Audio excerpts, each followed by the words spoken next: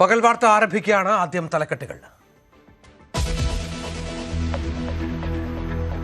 മുഖ്യമന്ത്രിയും KSUവുമായുള്ള തർക്കത്തിൽ സതീശനെ തള്ളി മുതിർന്ന നേതാക്കൾ. ആരുടെ മുന്നിലും നിലപാട് വ്യക്തമാക്കാനുള്ള ആർജവമാണ് KSU പാരമ്പര്യമെന്ന് VM സുധീരൻ. സർക്കാർ കാര്യത്തിൽ KSUവിന് റോളില്ലെന്ന് താൻ പറഞ്ഞിട്ടില്ലെന്ന് KC വേണുഗോപാൽ. മുഖ്യമന്ത്രി മുൻകൈയെടുത്ത് പരിഹരിക്കുമെന്നായിരുന്നു ചെന്നിത്തലയുടെ പ്രതികരണം. മുഖ്യമന്ത്രിയെ പിന്തുണച്ചെത്തിയത് KPCC അധ്യക്ഷൻ മാത്രം.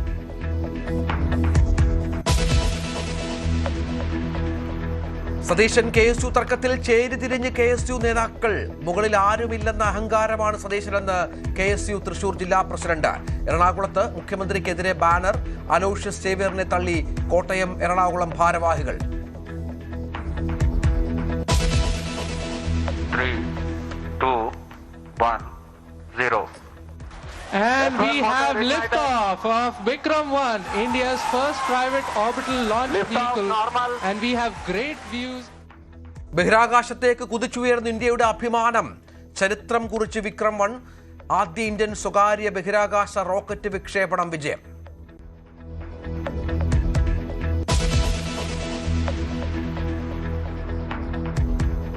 News 18 big impact. വയനാട് കള്ളാടിയിലേത് വരുത്തിവെച്ച ദുരന്തം. തുരങ്കപാത നിർമ്മാണത്തിലെ കള്ളക്കളികൾ പുറത്തു കൊണ്ടുവന്ന ന്യൂസ് 18 വാർത്ത ശരിവെച്ച് അമിക്കസ് ക്യൂറി റിപ്പോർട്ട്. ദുരന്താഘാത പഠനം നടത്താൻ മുൻ സർക്കാർ ദുരന്ത നിവാരണ അതോറിറ്റിയെ അനുവദിച്ചില്ല.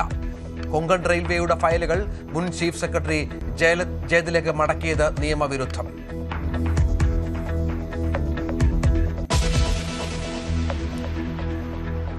വൈദ്യുതി പ്രതിസന്ധി നേരിടാൻ നടപടിയുമായി KSEB. 200 മെഗാവാട്ട് വൈദ്യുതി വാങ്ങാനുള്ള അപേക്ഷ റെഗുലേറ്ററി കമ്മീഷൻ ഇന്ന് അടിയന്തരമായി പരിഗണിക്കും. NTPC power plus trading solution കമ്പനികളിൽ നിന്ന് ഹ്രസ്വകാല കരാറിലൂടെ വൈദ്യുതി വാങ്ങും. പ്രതിസന്ധിയിൽ DYFIയും യുവമോർച്ചയും സമരരംഗത്ത്.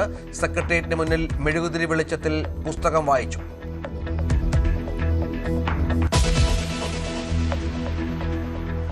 ഗൾഫ് രാജ്യങ്ങളിലേക്ക് പ്രത്യാക്രമണം കടുപ്പിച്ച് ഇറാൻ. ഡ്രോൺ അവശിഷ്ടം വീണ് കുവൈറ്റിൽ ജലശുദ്ധീകരണ പ്ലാന്റിൽ തീപിടിച്ചു. കുവൈറ്റ് രാജ്യത്തെ വ്യോമപാത അടച്ചു. ബഹ്റൈനിലും ജോർദാനിലും ആക്രമണം രൂക്ഷം. 2-3 ദിവസം കൂടി ആക്രമണം തുടർന്നാൽ സമ്പൂർണ്ണ നാശം വിതയ്ക്കുമെന്ന് ഇറാൻ.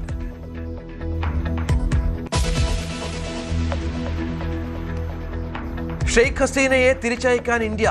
ധാക്കയുടെ ആവശ്യം പരിഗണനയിലാണെന്ന് ഇന്ത്യ. മടങ്ങാൻ തയ്യാറെടുത്ത് മുൻ ബംഗ്ലാദേശ് പ്രധാനമന്ത്രി.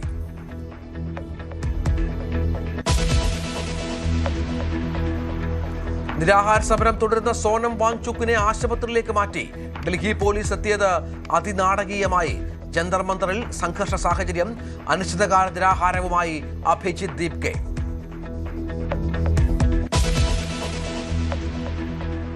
മഹാരാഷ്ട്രയിൽ NCPകൾ ലയിക്കുമോ?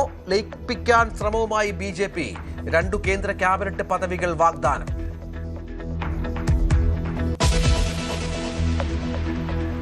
വിഖ്യാത ക്രിക്കറ്റർ ഗാരി സോബേഴ്സിന് വിട. ബാറ്റിംഗിലും ബൌളിംഗിലും ഫീൽഡിംഗിലും ഒരുപോലെ വിസ്മയം തീർത്ത ക്രിക്കറ്റ് ഇതിഹാസം. 6 പന്തിൽ 6 സിക്സ് അടിച്ച ആദ്യ ബാറ്റർ. അന്ത്യം 90ാം പിറന്നാളിന് 10 ദിവസം മാത്രം ശേഷിക്കും.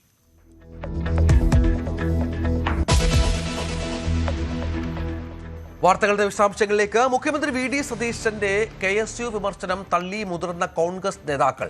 KC വേണുഗോപാൽ, VM സുധീരൻ, രമേശ് ചെന്നിത്തല എന്നിവരാണ് KSUവിന് പരസ്യ പിന്തുണയും മുഖ്യമന്ത്രിയുടെ നിലപാടിന് പരോക്ഷ വിമർശനവുമായി എത്തിയത്. മുഖ്യമന്ത്രിയെ ക്ഷണിക്കാതിരുന്ന ഉമ്മൻചാണ്ടി അനുസ്മരണമായിരുന്നു വിമർശനവേദിയെന്ന പ്രത്യേകതയും ഉണ്ട്. മുഖ്യമന്ത്രി VD സതീശനും KSU നേതൃത്വവും തമ്മിലുള്ള തർക്കത്തിൽ KSU പക്ഷം പിടിച്ചായിരുന്നു മുതിർന്ന നേതാക്കളുടെ പ്രതികരണം. മുഖ്യമന്ത്രി തർക്കത്തിൽ VD സതീശനു വേണ്ടി നിർണായക നീക്കം നടത്തിയ KPCC മുൻ അധ്യക്ഷൻ VM സുധീരന്റേതായിരുന്നു കടുത്ത വാക്കുകൾ. KSUവിന്റെ ആദ്യകാല ചരിത്രം ഓർമ്മിപ്പിച്ച സുധീരൻ KSU പ്രസിഡന്റ് അലോഷ്യസ് സേവ്യറെ അടുത്തു വിളിച്ചായിരുന്നു പ്രശംസ. ഞാൻ ഇപ്പോഴും ഓർക്കുന്നു ആദ്യമായി ഉമ്മൻചാണ്ടിയെ കണ്ടുമുട്ടിയ സന്ദർഭം. ഞാനന്ന് SLC കഴിഞ്ഞ് 1ാം വർഷ പ്രീ ഡിഗ്രി വിദ്യാർത്ഥിയാണ്. സ്കൂൾ വിദ്യാർത്ഥികളെ പ്രതിനിധീകരിച്ചുകൊണ്ടാണ് വൈരാറവി അധ്യക്ഷനായ 21 അംഗ KSU സംസ്ഥാന കമ്മിറ്റിയിൽ അംഗമായി വരുന്നത്. ആദ്യ മീറ്റിംഗ് 1964 ആഗസ്റ്റ് 2-നായിരുന്നു. അന്നാണ് ഉമ്മൻചാണ്ടി ആദ്യമായി കാണുന്നത്. കുറെ കൂടി ശ്രദ്ധിച്ചായിരുന്നു AICC ജനറൽ സെക്രട്ടറി KC വേണുഗോപാലിന്റെ വാക്കുകൾ. KSUവിന് സന്തോഷകരമല്ലാത്തത് നടന്നിട്ടുണ്ടെന്നും അത് പരിഹരിക്കുമെന്നും പറഞ്ഞ KC സർക്കാർ കാര്യങ്ങളിൽ KSUവിന് റോളില്ലേ എന്ന ചോദ്യത്തിന് നൽകിയ മറുപടി ഇങ്ങനെ: അപ്പൊ KSU പ്രവർത്തകർക്ക് സന്തോഷകരമല്ലാത്ത എന്തെങ്കിലുമൊക്കെ കാര്യങ്ങൾ നടന്നിട്ടുണ്ടാകുമോ എന്ന് എനിക്കറിയില്ല. ചിലപ്പോൾ നടന്നിട്ടുണ്ടാവുമായിരിക്കും. ഇത്തരം സന്തോഷകരമല്ലാത്ത കാര്യങ്ങൾ പലതും നടന്നാൽ അത് ബന്ധപ്പെട്ട വേദികളിലും അതുപോലെ തന്നെ നേതാക്കളിലും അറിയിച്ചിട്ട് പരിഹരിക്കാൻ അവർ പരിശ്രമിക്കണം എന്നാണ് എനിക്ക് അവരോട് നിർദ്ദേശിക്കാറുള്ളത്. KSUവിന് ഒരു റോളില്ലെന്നാണ് കോൺഗ്രസിനും സർക്കാരിലും KSUവിന് ഒരു റോളില്ലെന്നാണോ? KSU അഭിപ്രായം പറയുന്നതിൽ തെറ്റില്ലെന്നും എന്നാൽ പറയുന്നതിന് ചില രീതികളുണ്ടെന്നും പ്രതികരിച്ച ആഭ്യന്തരമന്ത്രി രമേശ് ചെന്നിത്തലയുടെ വിമർശനം കുറെ കൂടി മയപ്പെടുത്തിയതായിരുന്നു. KSUക്കാർക്ക് അഭിപ്രായം ഉണ്ടെങ്കിൽ അത് പറയുന്നതിൽ തെറ്റൊന്നുമില്ല. അവർ അഭിപ്രായങ്ങൾ പണ്ടും പറഞ്ഞിട്ടുണ്ട്. അവർ പറയുന്നതിൽ തെറ്റൊന്നുമില്ല. പക്ഷേ അതിന് ചില രീതികളുണ്ട്. അത് മുഖ്യമന്ത്രിയെ കണ്ടവർക്ക് പറയാൻ കഴിയുന്ന കാര്യമാണ്. മുഖ്യമന്ത്രി കണ്ട കാര്യങ്ങൾ പറഞ്ഞാൽ അത് അദ്ദേഹം ഉൾക്കൊള്ളുമല്ലോ, ഉൾക്കൊള്ളാതിരിക്കില്ലല്ലോ. അത് അദ്ദേഹം മാത്രം, ഞങ്ങളൊക്കെ ഉൾക്കൊള്ളുമല്ലോ. മുഖ്യമന്ത്രിയെ പിന്തുണയ്ക്കുന്നതായിരുന്നു KPCC അധ്യക്ഷൻ സണ്ണി ജോസഫിന്റെ പ്രതികരണം. അദ്ദേഹം KSU പ്രസിഡന്റിനെ കണ്ടില്ല, പുറകിലാണ് ഉണ്ടായിരുന്നതാണ് എന്നോട് മുഖ്യമന്ത്രി സംസാരിക്കുന്നത്.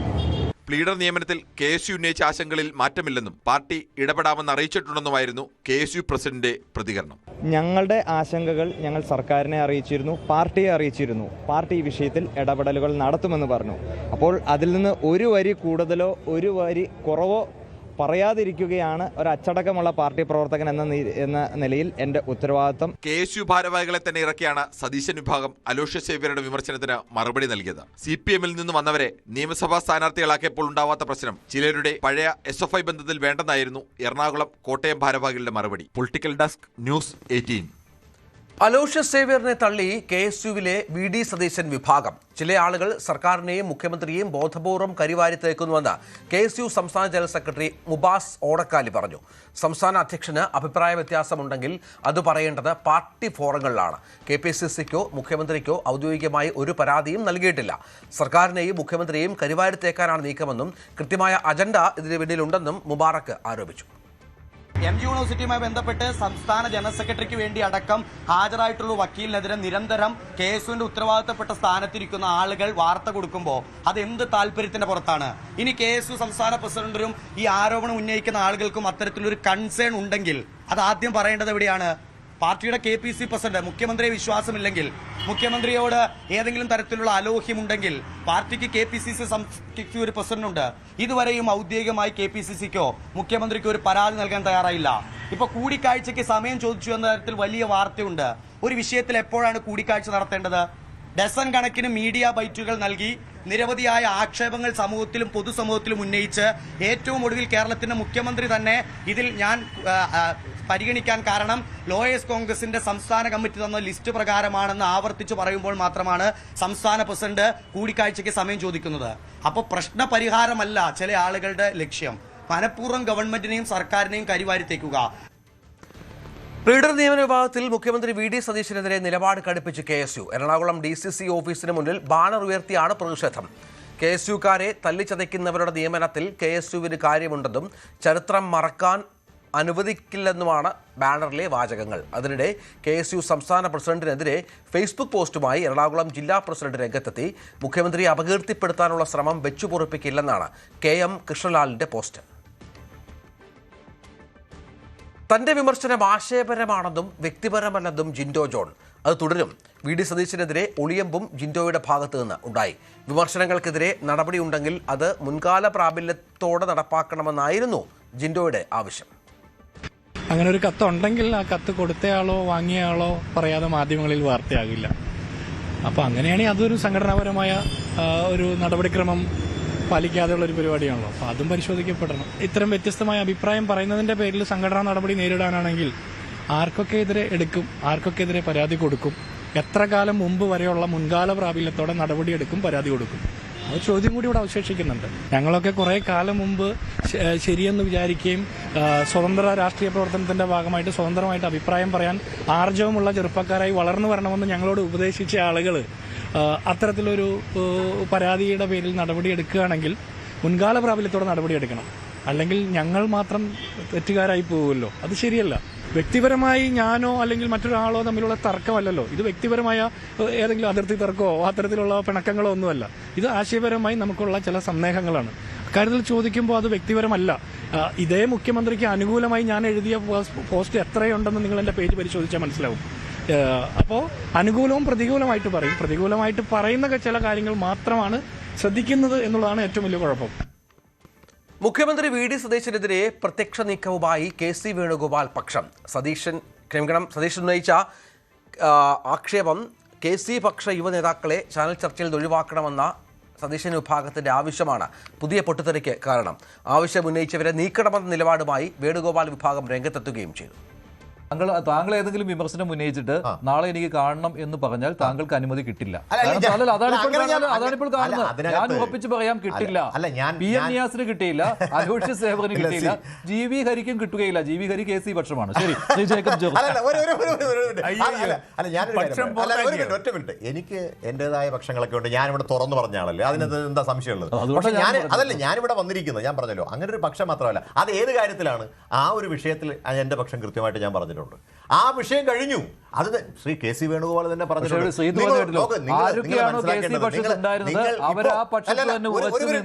പോരാട്ടം തുടങ്ങി കഴിഞ്ഞു. ഒരു മിനിറ്റ്,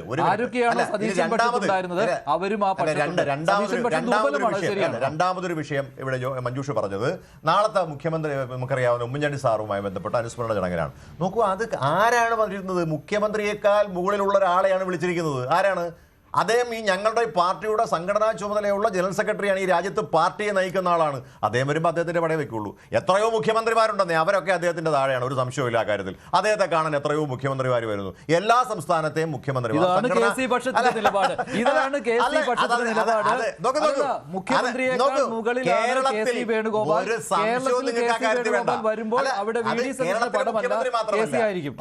മുഖ്യമന്ത്രി മാത്രമല്ല, ഇന്ത്യയിലെ കോൺഗ്രസിന്റെ മുഖ്യമന്ത്രിമാരെല്ലാം അങ്ങനെ തന്നെയാണ്.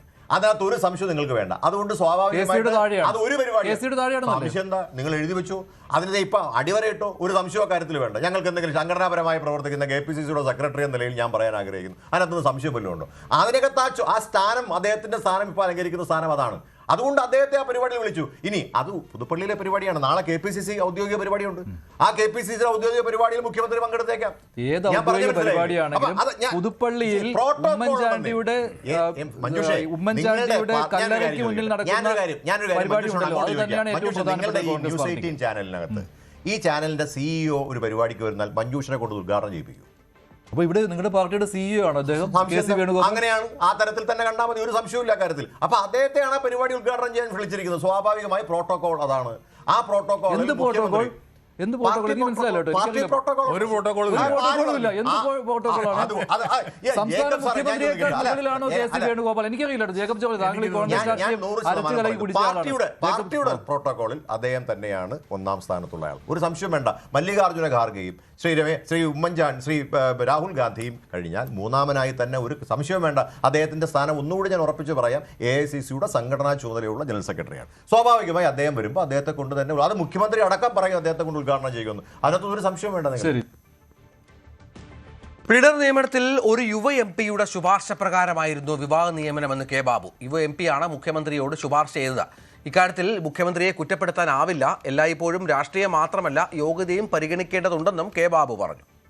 ഈ സർക്കാർ മറ്റേ വക്കീലന്മാരുടെ നിയമന കാര്യത്തിൽ യഥാർത്ഥ ഒരു വക്കീലിൻ്റെ കാര്യത്തിൽ എനിക്ക് കൃത്യമായിട്ട് അറിയാം. അത് മുഖ്യമന്ത്രിയുടെ അടുത്ത് വേറൊരു MP ശുപാർശ ചെയ്തതാണ്. അത് IB ഈഡനല്ല, ഒരു യുവ MP ആണ് റെക്കമെൻഡ് ചെയ്തത്. ആ കാര്യത്തിൽ മുഖ്യമന്ത്രിയെ കുറ്റപ്പെടുന്ന കാര്യമില്ല. പക്ഷേ KSUക്കാർക്ക് അഭിപ്രായം പറയുന്നതിനെ കുറിച്ചൊന്നും എനിക്കൊരു തർക്കമില്ല. രാഷ്ട്രീയം മാത്രമല്ല പരിഗണന, എല്ലാം യോഗ്യതയാണ് പരിഗണന. അഡ്വക്കേറ്റ് ജനറലിന്റെ ശുപാർശയാണ് പരിഗണന. അതനുസരിച്ചിട്ടായിരിക്കും മുഖ്യമന്ത്രി ചെയ്തത്. മുൻ മുഖ്യമന്ത്രി ഉമ്മൻചാണ്ടിയുടെ 3ാം ചരമവാർഷികം ഇന്ന് സംസ്ഥാന വ്യാപകമായി ആചരിക്കുകയാണ്. ഇന്ദിരാഭവനിലും പുതുപ്പള്ളിയിലും വിപുലമായ പരിപാടികൾ സംഘടിപ്പിച്ചു. പുതുപ്പള്ളിയിലെ പരിപാടിയിൽ മുഖ്യമന്ത്രി വി ഡി സതീശനെ ഒഴിവാക്കിയത് വിവാദമായിരുന്നു. AICC ജനറൽ സെക്രട്ടറി KC വേണുഗോപാലായിരുന്നു പുതുപ്പള്ളിയിലെ അനുസ്മരണ പരിപാടിയുടെ ഉദ്ഘാടകൻ. നേതാക്കൾ ഉമ്മൻചാണ്ടിയുടെ കല്ലറയിലെത്തി പുഷ്പാർച്ചന നടത്തി. ജനങ്ങളാണ് VIP എന്ന സംസ്കാരം കൊണ്ടുവന്ന നേതാവാണ് ഉമ്മൻചാണ്ടിയെന്ന് AICC general secretary KC Venugopal. തെരഞ്ഞെടുപ്പ് വിജയത്തിൽ ഉമ്മൻചാണ്ടിക്കും പങ്കുണ്ട്. സെക്രട്ടേറിയറ്റ് ജനങ്ങൾക്ക് തുറന്നു കൊടുത്തത് ഉമ്മൻചാണ്ടിയാണ്. അത് സതീശൻ പിന്തുടരുന്നുവെന്നും KC വേണുഗോപാൽ പറഞ്ഞു. ജനപ്രതിനിധികളും പൊതുപ്രവർത്തകരും VIPകളാകുന്ന ഒരു കാലഘട്ടം, ആ കാലഘട്ടത്തിന്റെ ശൈലിയെ മാറ്റി ജനങ്ങളാണ് VIP എന്നുള്ളൊരു കൾച്ചർ, സംസ്കാരം കേരളത്തിലേക്ക് കൊണ്ടുപോകുന്നത്. ഏറ്റവും മുന്നിൽ നിന്ന് നേതാവാണ് ശ്രീ ഉമ്മൻചാണ്ടി എന്നുള്ള കാര്യം എടുത്തു പറയേണ്ടതായിട്ടുള്ളത്. അദ്ദേഹത്തിന്റെ മുന്നിൽ വരുന്ന ജനങ്ങളെ അവരെയാണ് VIPമാരായിട്ട് കണ്ടത് എന്നുള്ളത് അദ്ദേഹത്തിന്റെ ജീവിതത്തിൽ ഭരണതലത്തിലെല്ലാം തന്നെ നമുക്ക് കാണാൻ കഴിയും എന്നുള്ളത് നമുക്ക് ഏറ്റവും സന്തോഷകരമായിട്ട് കഴിയും. ഉമ്മൻചാണ്ടിയായിരുന്നു കേരളത്തിലെ സെക്രട്ടേറിയറ്റ് തുറന്നു കൊടുത്തത് ജനങ്ങൾക്ക് വേണ്ടി. കാരണം അഭിമാനങ്ങൾ പറയുന്നു, VD സതീശൻ മുഖ്യമന്ത്രിയായപ്പോൾ വീണ്ടും ആദ്യം സെക്രട്ടേറിയറ്റ് ജനങ്ങൾക്ക് വേണ്ടി തുറന്നു കൊടുത്തു. അതോടൊപ്പം മാധ്യമ സമ്മേളനവും ആരംഭിച്ചു. അത് ജനങ്ങളിലേക്കുള്ള ട്രാൻസ്പെറൻസിയുടെ UDFന്റെ പ്രതിജ്ഞാബദ്ധതയുടെ ഏറ്റവും വലിയ തെളിവായിട്ട് നമുക്ക് കാണാൻ സാധിക്കും. ഉമ്മൻചാണ്ടി തുടങ്ങി വെച്ച പ്രവർത്തനങ്ങളുടെ ഏറ്റവും വളരെയേറെ അഭിനന്ദനാർഹമായിട്ടുള്ള കാര്യമായിട്ട് നമുക്ക് കാണാൻ സാധിക്കും. കോൺഗ്രസ് പ്രവർത്തകരോട് ഏറ്റവും കൂടുതൽ ആഭിമുഖ്യം പുലർത്തുന്ന നേതാവായിരുന്നു ഉമ്മൻചാണ്ടി എന്ന് രമേശ് ചെന്നിത്തല. എല്ലാവരുടെയും പ്രശ്നങ്ങൾ അദ്ദേഹം ഏറ്റെടുക്കുമായിരുന്നു. കണ്ണൂരിൽ നിന്ന് കല്ലേറ് കൊണ്ടപ്പോൾ പാർട്ടിയെ ഹർത്താൽ നടത്താൻ പോലും ഉമ്മൻചാണ്ടി അനുവദിച്ചില്ലെന്നും ചെന്നിത്തല പറഞ്ഞു. കാരണം പ്രവർത്തകരോട് ഏറ്റവും കൂടുതൽ ആഭിമുഖ്യം പുലർത്തിയ ഒരു നേതാവായിരുന്നു. ജനങ്ങളുടെ പ്രശ്നങ്ങൾ വന്നാൽ അന്ന് അദ്ദേഹം മറ്റെല്ലാം മറന്ന് ജനങ്ങളോട്. നിങ്ങൾ ഓർക്കുന്നില്ലേ, കണ്ണൂരിൽ വെച്ചാണ് അദ്ദേഹത്തെ നെഞ്ചത്ത് കല്ലെറിഞ്ഞ് അദ്ദേഹം ആശുപത്രിയിലായ സമയം. അന്ന് ഞാൻ KPC പ്രസിഡന്റ്, ഞാൻ പറഞ്ഞ പിറ്റേ ദിവസം ഒരു ഹർത്താൽ നടത്താൻ എല്ലാവരും കൂടെ എന്നോട് ആവശ്യപ്പെട്ടു. KPC ഭാരവാഹി കേരളത്തിൽ ഒരു ഹർത്താൽ വേണം. അപ്പം അതിനെ ഉമ്മൻചാണ്ടി കണ്ണൂർ ഗസ്റ്റ് ഹൗസിൽ നിന്ന് ആശുപത്രിയിൽ നിന്ന് വന്നിട്ട് ഗസ്റ്റ് ഹൗസിൽ എന്നെ വിളിച്ചു പറഞ്ഞു, ഒരു ഹർത്താലും പ്രഖ്യാപിക്കും, ജനങ്ങളെ ബുദ്ധിമുട്ടിക്കരുത്, ഹർത്താൽ വേണ്ട, നമ്മൾ പ്രതിഷേധിക്കുക എന്നുള്ളത് അപ്പുറത്തേക്കൊന്നും പോകരുത്. ഞാൻ സ്വാതന്ത്ര്യമായിട്ട് സംസാരിച്ച് അവസാനം ഞങ്ങൾ ഹർത്താൽ വേണ്ടെന്ന് തീരുമാനിച്ചു. ഉമ്മൻചാണ്ടിയുടെ ചരമവാർഷികം വിവാദവേദിയാക്കരുതെന്ന് ചാണ്ടി ഉമ്മൻ. 1-ാം വാർഷികം മുതൽ വിവാദത്തിന്റെ ഘോഷയാത്രയാണെന്നും ചാണ്ടി ഉമ്മൻ പറഞ്ഞു. ഒരു കാര്യം എനിക്ക് പറയാൻ ആഗ്രഹിക്കുന്നത്, ഇവിടെ വിവാദത്തിന് വേദിയാക്കരുത്. ഇവിടെ കഴിഞ്ഞ കുറേ നാളുകളായി എന്റെ പിതാവിന് ഏത് ചടങ്ങ് നടത്തിയാലും ഇവിടെ വിവാദമാണ്. 1-ാം അനുസ്മരണം തൊട്ട് 3-ാം അനുസ്മരണം വരെ വിവാദത്തിന്റെ ഘോഷയാത്രയാണ്. നിങ്ങൾ അദ്ദേഹത്തിന്റെ അനുസ്മരണത്തെ വിളിച്ച് ബാക്കി എല്ലാ വിവാദവും നടത്തിക്കോളൂ എന്ന് ഞാൻ അഭ്യർത്ഥിക്കുകയാണ്. അത് വിവാദത്തിന്റെ വേദിയായി ഉരുപ്പള്ളി നന്ദി ഉറങ്ങുന്ന പിതാവിനെ മാറ്റരുത് എന്ന് ഞാൻ ആഗ്രഹിക്കുന്നു. നിങ്ങൾ ഓരോരുത്തരെയും ഒരിക്കൽ കൂടി സ്വാഗതം ചെയ്യുന്നുണ്ട്. പ്രിയപ്പെട്ട മുഖ്യമന്ത്രി ഇന്ന് ഉച്ചയ്ക്ക് 1:30 എത്തുമെന്ന് അറിയിച്ചിട്ടുണ്ട്. അദ്ദേഹത്തിന്റെ സാന്നിധ്യവും ഇവിടെ പ്രത്യേകമായി സ്മരിക്കുകയാണ്. അദ്ദേഹത്തെ ഓരോരുത്തർക്കും വേണ്ടി ഉരുപ്പള്ളിയിലേക്ക് സ്വാഗതം ചെയ്യുന്നുണ്ട്. ഞാൻ എന്റെ വാക്കുകൾ ചുരുക്കുന്നു. നന്ദി, നമസ്കാരം. വഖഫ് ബോർഡ് വിഷയത്തിൽ സർക്കാരിനെതിരെ ആഞ്ഞടിച്ച് സമസ്ത മുഖപത്രം. സർക്കാർ നിലപാട് അമ്പരപ്പിക്കുന്നതും ആശങ്കപ്പെടുത്തുന്നതുമാണ്. വഖഫ് ബോർഡ് നിയമന ഭേദഗതിക്കെതിരെ സുപ്രീം കോടതിയിലെ ഹർജികൾ ചൂണ്ടിക്കാണിക്കാൻ തയ്യാറായില്ല. പുതിയ നിലപാട് ആരുടെ താൽപര്യമെന്നും ചോദ്യമുയർന്നു. PSC നിയമനങ്ങളിലെ ക്രമക്കേടിൽ പ്രതിഷേധം. PSC ആസ്ഥാനത്തിന് മുൻപിൽ യുവമോർച്ചയാണ് പ്രതിഷേധിച്ചത്. ചെയർമാന്റെ ഓഫീസിലേക്ക് തള്ളിക്കയറാൻ ശ്രമിച്ച പ്രവർത്തകരെ പോലീസ് ബലം പ്രയോഗിച്ച് അറസ്റ്റ് ചെയ്ത് നീക്കി.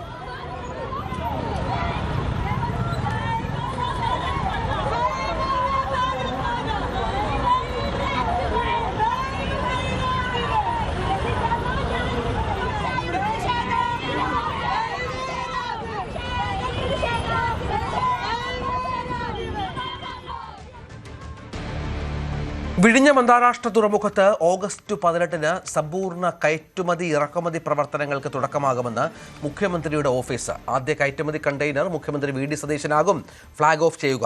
നേരത്തെ ദേശീയപാതയിലൂടെ ചരക്ക് നീക്കത്തിന് NHI അനുമതി നൽകിയിരുന്നു. എക്സിം സേവനങ്ങൾ ആരംഭിക്കുന്നതിലൂടെ വിഴിഞ്ഞം സമ്പൂർണ്ണ കയറ്റുമതി ഇറക്കുമതി കവാടമായി മാറും. നിലവിൽ ഇന്ത്യയിലെ ആദ്യ ആഴക്കടൽ ട്രാൻസ്ഷിപ്മെന്റ് തുറമുഖവും ദക്ഷിണേഷ്യയിലെ ആദ്യ സമ്പൂർണ്ണ ഓട്ടോമേറ്റഡ് കണ്ടെയ്നർ തുറമുഖവുമാണ് വിഴിഞ്ഞം. ഫ്ളാഗ് ഓഫിന് ശേഷം വിഴിഞ്ഞത്ത് നടക്കുന്ന ബിസിനസ് സമ്മിറ്റിൽ മിഷൻ സമുദ്ര പദ്ധതി ഔദ്യോഗികമായി പ്രഖ്യാപിക്കുമെന്നും അറിയിപ്പുണ്ട്.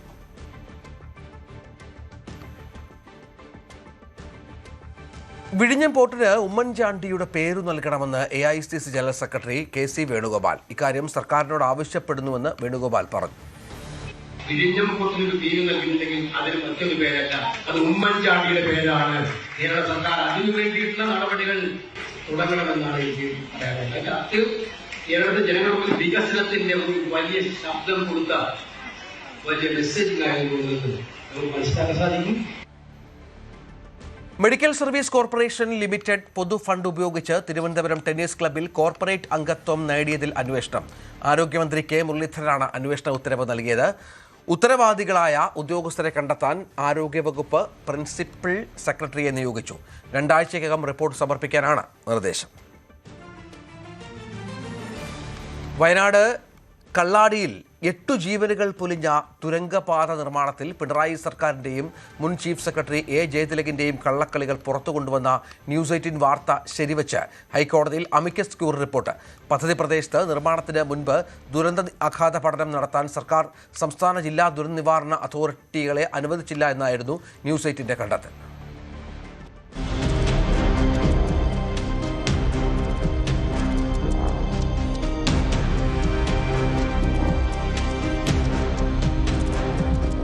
വയനാട് തുരങ്കപാത നിർമ്മാണത്തിൽ ദുരന്ത നിവാരണ അതോറിറ്റിയുടെ മേൽ അനധികൃത ഇടപെടൽ നടത്തി മുൻ ചീഫ് സെക്രട്ടറി എ ജയതിലകും 2ാം പിണറായി സർക്കാരും കൊങ്കൺ റെയിൽവേയുടെ ഫയലുകൾ നിയമവിരുദ്ധമായി മടക്കിയെന്നായിരുന്നു ന്യൂസ് 18 കണ്ടെത്തൽ.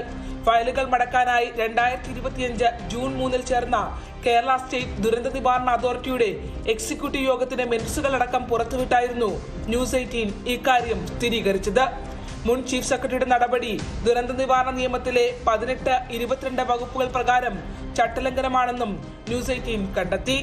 Kerala state disaster management authority അവർ വിദഗ്ധ പഠനം നടത്തേണ്ടതില്ല എന്നതായിരുന്നു ആ വിഷയത്തിൽ. അതായത് ഇങ്ങനെ ഒരു തുരങ്കപാത നിർമ്മാണവുമായി ബന്ധപ്പെട്ട് പോകുമ്പോൾ കേരളത്തിന്റെ ദുരന്ത നിവാരണ അതോറിറ്റി ഈ വിഷയത്തിൽ ഒരു പഠനം നടത്തേണ്ടതിന്റെ ആവശ്യകതയെ ഇല്ല എന്ന നിലപാടായിരുന്നു മുൻ ചീഫ് സെക്രട്ടറി സ്വീകരിച്ചിരുന്നത് എന്നത് തന്നെയാണ് എടുത്തു പറയേണ്ടത്. മുൻ ഉത്തരവ് പദ്ധതികളുടെ ദുരന്താഘാതം വിലയിരുത്താനുള്ള സംസ്ഥാന ജില്ലാ ദുരന്ത നിവാരണ അതോറിറ്റികളുടെ നിയമപരമായ അവകാശത്തെ തടയുന്നതാണെന്ന് ഹൈക്കോടതിയിൽ അമിക്കസ് ക്യൂറി നൽകിയ റിപ്പോർട്ടിൽ പറയുന്നു. വയനാട് തുരങ്ക നിർമ്മാണത്തിന്റെ ഫയലുകൾ തിരിച്ചേക്കാനുള്ള തീരുമാനം ഡിസാസ്റ്റർ മാനേജ്മെന്റ് ആക്ട് 2025 തെറ്റായി വ്യാഖ്യാനിച്ചിട്ടുള്ളതും കേരള ഹൈക്കോടതി ഡിവിഷൻ ബെഞ്ച് പ്രഖ്യാപിച്ച നിയമങ്ങൾക്ക് വിരുദ്ധമാണെന്നുമാണ് അമിക്കസ് ക്യൂറിയുടെ നിരീക്ഷണം. നിർമ്മാണ പ്രവർത്തനം കൊങ്കൺ റെയിൽവേ ഏൽപ്പിച്ചുവെന്ന് കരുതി സംസ്ഥാന സർക്കാരിന് ഉത്തരവാദിത്തങ്ങളിൽ നിന്ന് ഒഴിഞ്ഞുമാറാനാകില്ല.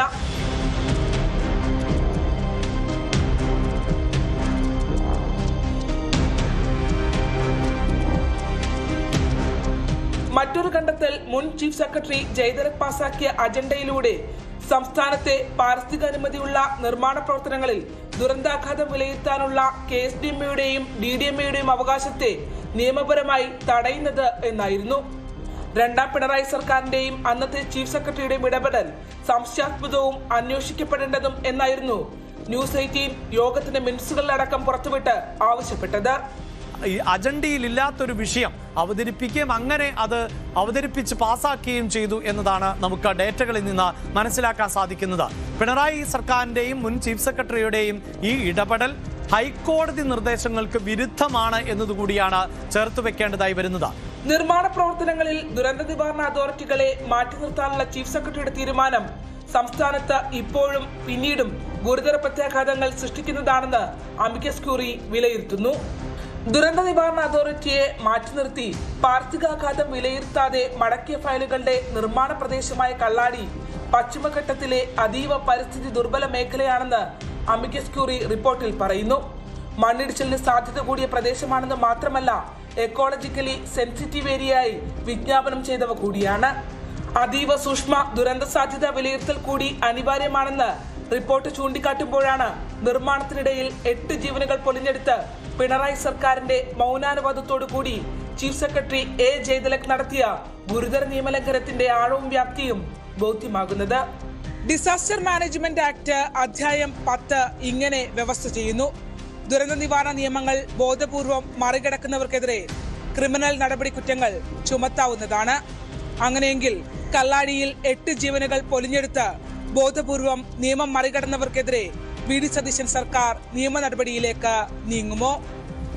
ആലപ്പുഴയിൽ നിന്നും ശരണ്യ സ്നേഹജൻ, ന്യൂസ് 18. വളരെ പ്രധാനപ്പെട്ട ഒരു വാർത്തയിലേക്ക് പോവുകയാണ്. PSC പരീക്ഷ റദ്ദാക്കി എന്നുള്ളതാണ് ഏറ്റവും നിർണായകമായ വാർത്ത. ആ വാർത്ത ആലപ്പുഴ നിരവധി സ്ഥലങ്ങളിൽ ഇതുമായി ബന്ധപ്പെട്ടുള്ള കാര്യങ്ങൾ വരുന്നുണ്ട്. 10ാം ക്ലാസ് യോഗ്യതയായ LDC പരീക്ഷയാണ് ഇപ്പോൾ മാറ്റിവെച്ചത് എന്നാണ് സൂചനകൾ. ഉച്ചയ്ക്ക് 1:30 നടക്കേണ്ട പരീക്ഷയാണ് മാറ്റിയത് എന്നാണ് വിവരം. ചോദ്യപേപ്പർ മാറി പൊട്ടിച്ചു എന്നാണ് ഇപ്പോൾ ലഭ്യമാകുന്ന സൂചന. VV അരുൺ വിവരങ്ങളുമായി ചേരും. അരുണ്, വളരെ പ്രധാനപ്പെട്ട പരീക്ഷയാണ്. ലക്ഷക്കണക്കിന് കുട്ടികൾ ഉദ്യോഗാർത്ഥികൾ പങ്കെടുക്കുന്ന പരീക്ഷയാണ്. എന്താണ് വിവരം?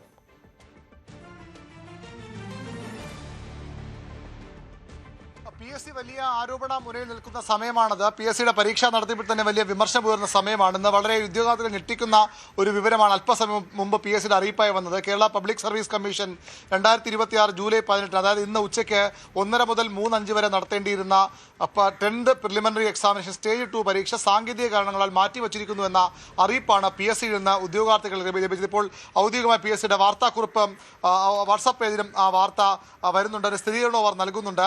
അല്പസമയത്ത് വിവരങ്ങളിലേക്ക് പോകാം. ആ സ്ഥിരീകരണത്തിൽ പറയുന്നത്, ആലപ്പുഴ ജില്ലയിലെ ഒരു പരീക്ഷാ കേന്ദ്രത്തിൽ ചോദ്യപേപ്പർ മാറിപ്പോയതിനാൽ ഇന്ന് ഉച്ചയ്ക്ക് ശേഷം നടത്താൻ എന്ന വിവിധ കമ്പനി കോർപ്പറേഷനുകളിലെ ലാസ്റ്റ് ഗ്രേഡ് സർവൻസ് ഉൾപ്പെടെയുള്ള തസ്തികകൾക്കായുള്ള 10ാം തരം പൊതു പ്രാഥമിക പരീക്ഷ റദ്ദു ചെയ്തിരിക്കുന്നു. ഈ തസ്തികയ്ക്കായി രാവിലെ നടത്തിയ പൊതുപരീക്ഷ വിജയകരമായി പൂർത്തിയായിട്ടുണ്ട്. പുതുക്കിയ പരീക്ഷാ തീയതി പിന്നീട് അറിയിക്കും. ഒരു പരീക്ഷാ കേന്ദ്രത്തിൽ ചോദ്യപേപ്പർ മാറി പൊട്ടിച്ചു എന്നാണ് PSCയുടെ വിശദീകരണം. സ്വാഭാവികമായും ആലപ്പുഴയിലെ പരീക്ഷാ കേന്ദ്രത്തിലാണെന്ന് PSC സെക്രട്ടറിയുടെ വാർത്താക്കുറിപ്പിൽ വ്യക്തമാക്കുന്നു. ഏതായാലും PSC വലിയ ആരോപണങ്ങൾ നേരിടുന്ന ഘട്ടം കൂടിയാണ്. അവിടെയാണ് വിശ്വാസത്തേക്ക് മങ്ങലേൽപ്പിക്കുന്ന തരത്തിലുള്ള ഒരു നടപടി കൂടി PSCയുടെ ഭാഗത്ത് ഒരുപക്ഷെ ശ്രദ്ധാക്കുറവായിരിക്കാം, ജാഗ്രത കുറവായിരിക്കാം. ഏതായാലും അതുകൂടി ഉണ്ടാകുന്നു. 4 ഘട്ടമായി PSC നടത്തുന്ന പരീക്ഷയാണ്. അതിൽ 2 ഘട്ടം, ആദ്യഘട്ടം ഇന്ന് രാവിലെയും 2ാം ഘട്ടം ഉച്ചയ്ക്ക് ശേഷം അടുത്ത ദിവസങ്ങളിൽ അടുത്ത ആഴ്ച വീണ്ടും ആ പരീക്ഷ നടക്കും. അതിലാണ് ഒരു ഘട്ടം കഴിഞ്ഞപ്പോൾ തന്നെ അടുത്ത 2ാം ഘട്ടം പരീക്ഷ വിദ്യാർത്ഥികളെല്ലാം 1:30 പരീക്ഷയ്ക്ക് സ്വാഭാവിക 1 മണിയോടുകൂടി പരീക്ഷാ ഹാളിൽ കയറണം. അതിനുശേഷം വിദ്യാർത്ഥികൾക്ക് അറിയിപ്പ് ലഭിക്കുകയായിരുന്നു. പരീക്ഷ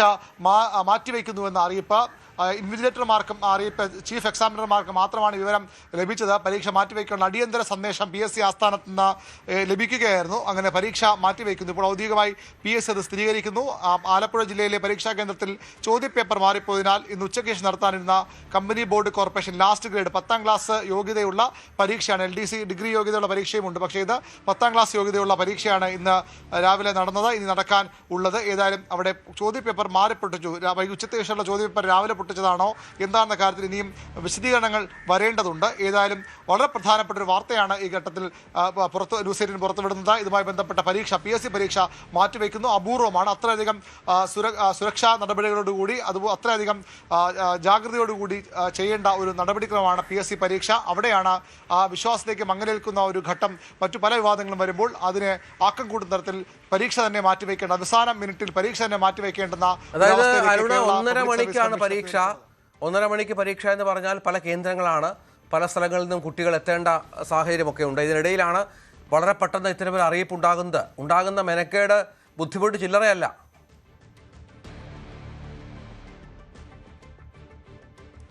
തീർച്ചയായിട്ടും ഇപ്പോഴത്തെ പ്രത്യേകത, സ്വന്തം ജില്ലകളിൽ പല ഉദ്യോഗാർത്ഥികളും പരീക്ഷ സെന്റർ വയ്ക്കാറില്ല. കാരണം മറ്റു ജില്ലകളിലേക്ക് പോകുമ്പോൾ അത് നിയമനത്തിന് കൂടുതൽ എളുപ്പമാണ്, അല്ലെങ്കിൽ പട്ടികയിൽ കടന്നുകൂടാൻ എളുപ്പമെന്നൊരു പൊതുവിലൊരു ധാരണയുണ്ട്. അതുകൊണ്ട് തന്നെ പലയിടങ്ങളിലും ഉദ്യോഗാർത്ഥികൾ ജില്ലകൾ മാറിയാണ് ഈ പരീക്ഷയ്ക്ക് സെന്ററുകൾ വയ്ക്കാറുള്ളത്. അത്തരം ആളുകൾക്ക് വലിയ ബുദ്ധിമുട്ടുണ്ടാകുന്ന ഒരു നടപടി തന്നെയാണ് ഉണ്ടായത്. ഇപ്പോൾ ഒരു വിശദീകരണം കൂടി അവിടെ നിന്ന് വരുന്നു. നേരത്തെ നമ്മൾ പറഞ്ഞ കാര്യം തന്നെയാണ്. ഈ PSCയുടെ വാർത്താക്കുറിപ്പ് ആയിട്ട് തന്നെ അത് പുറത്തു വരികയാണ്. സെക്രട്ടറിയുടെ അറിയിപ്പ് വരികയാണ്. ആലപ്പുഴ ജില്ലയിൽ ഒരു സ്ഥലത്ത് ചോദ്യപേപ്പർ ചോർന്നതിനാൽ ഈ പരീക്ഷ മാറ്റിവെക്കുന്നു എന്നുള്ള അറിയിപ്പാണ് വരുന്നത്. സ്വാഭാവികമായും വലിയ ബുദ്ധിമുട്ട് ഉദ്യോഗാർത്ഥികൾക്ക് ഉണ്ടാക്കുന്ന ഒരു നടപടി കൂടിയാണിത്. വലിയ പ്രതീക്ഷയോടുകൂടി അവർ കാത്തിരുന്ന ഒരു ദിവസമാകാം ഇത്. വർഷങ്ങളുടെ തയ്യാറെടുപ്പിന് ശേഷമാണ് പല ഉദ്യോഗാർത്ഥികളും ഈ പരീക്ഷ എഴുതാൻ എത്തുന്നത്.